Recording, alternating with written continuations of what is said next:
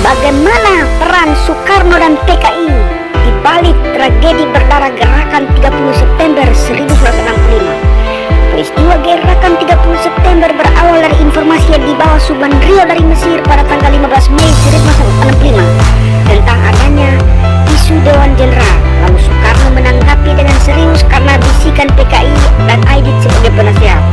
Pada tanggal 26 Mei 1965, Soekarno memanggil para menteri Panglima Angkatan untuk meminta kejelasan tentang adanya Dewan Jenderal. Pada kesempatan ini, Letjen Ahmad Yani selaku Menpangat dengan tegas menyatakan bahwa Dewan Jenderal tidak ada. Yang ada adalah Dewan Kepangkatan Tinggi yang bertugas memberi masukan atau pendapat kepada Menpangat tentang kepangkatan dan jabatan perwira tinggi di tubuh TNI Angkatan Darat.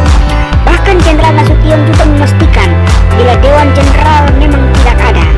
Masih kurang puas dengan penjelasan Jenderal Ahmad Yani dan Jenderal Nasution, Soekarno pun berusaha mencari kejelasan lebih lanjut. Soekarno memberi perintah kepada Brigadir Jenderal Saifuddin untuk mencari tahu nama-nama yang dimaksud, lalu disodorkanlah 9 nama.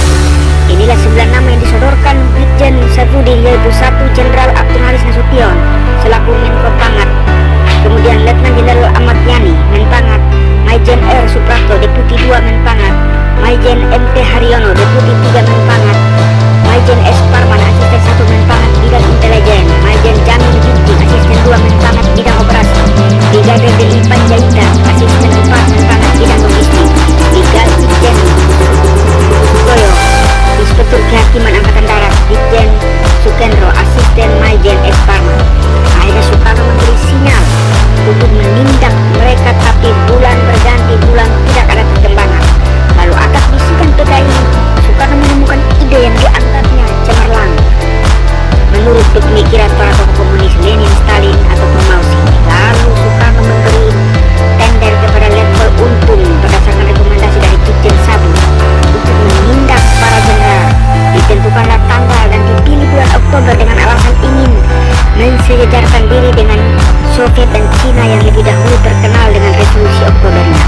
Bahkan dalam beberapa kesempatan Soekarno menyebut peristiwa G30S dengan Gestapo. Soekarno menolak penggunaan istilah Gestapo atau G30S. Sesuai perencanaan, operasi penindakan para jenderal mulai dijalankan. Suplai senjata untuk diperoleh dari Marsikal Umar Dhani yang merupakan Menpanga waktu itu. Berdasarkan kesaksian keluarga para jenderal yang menjadi korban, ternyata pada malam kejadian telepon berdering tiap jam banyak untuk menanyakan keberadaan para jenderal, apa di rumah atau tidak. Pada dini hari jam 4 subuh, operasi penindakan para jenderal pun dilaksanakan. Satu persatu para jenderal diculik dari rumah masing-masing. Namun operasi penindakan jenderal ini gagal total karena ternyata Nasution berhasil meloloskan diri. Walau tahu kalau operasi penindakan para jenderal gagal, namun operasi tetap dijalankan. Pagi harinya Letkol Untung mengumumkan berita melalui RRI untuk memberitahu kesuksesan Dewan Revolusi menghabisi para jenderal yang dianggap menghalangi revolusi yang dicanangkan Soekarno.